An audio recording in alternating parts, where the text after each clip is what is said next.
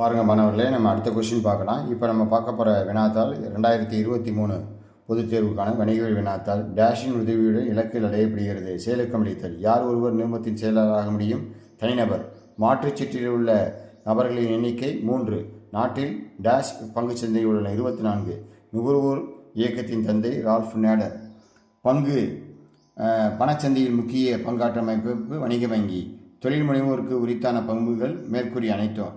நுகர்வோரின் குறைதீர்ப்பு ஆணையத்தினுடைய தலைவர் இந்திய உச்ச நீதிமன்றத்தின் சேவை அல்லது ஓய்வு பெற்ற நீதிபதி. இவ்வாறு தான் கேள்விகள் கேட்கப்படும் மாணவர்களே. புத்தகத்தில் உள்ள வினாக்கள் அனைத்துமே ஒரு சஃபல் பண்ணி மிக்ஸ் பண்ணி தான் கேட்பாங்க. பாடவாரியாக கேட்க மாட்டாங்க, மாறி மாறி படங்கள் கேட்கப்படும். சமூக சந்தைப்படுத்துதல் என்பது சமூக வகுப்பு. நவீன சந்தையிடுதல் நிதி நோக்க நுகர்வோர் திருப்தி. மனிதவளம் என்பது ஒரு கண்ணுக்கு புலனாகா சொத்து. கீழே கொள்ளக்கூடிய சந்தையிடு கல்விக்கு தொடர்பில்லாத கூறு திட்டக்கூறு. பயிற்சி முறைகள் டேஷ் மற்றும் டேஷ் பயிற்சியின் வகைப்படுத்தப்படுகிறது. பணிவெளி பயிற்சி மற்றும் பணிவெளியேற்ற பயிற்சி.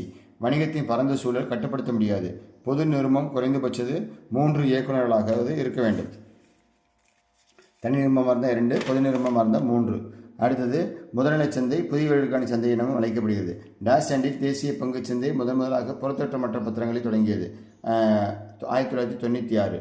பசுமை சந்தைப்படுத்துதல் டேஷ் எனவும் அழைக்கப்படுகிறது. சுற்றுப்புற சந்தைப்படுத்தல். இது மட்டும் உள்ள புக்குக்குள்ளேருந்து கேட்கப்பட்ட கேள்வி. பொருட்கள், சேவைகள், மூலதனம், உழைப்பு ஆகியவற்றை ஊக்குவிப்பதற்காக தேசிய பொருளாதார தோற்றுவிக்கப்பட்டது உலகமயமாக்கல். மேலாண்மை என்பது ஒரு கலை மற்றும் அறிவியல். மொத்தம் இதுலேயும் பாருங்கள், ஒரே ஒரு ஒன் வேர்டு மட்டும் தான் உள்ளேருந்து கேட்கப்பட்டிருக்கு. மற்ற ஒன் வேர்டு எல்லாமே புக் பேக்கிலேருந்து கேட்கப்பட்டிருக்கு.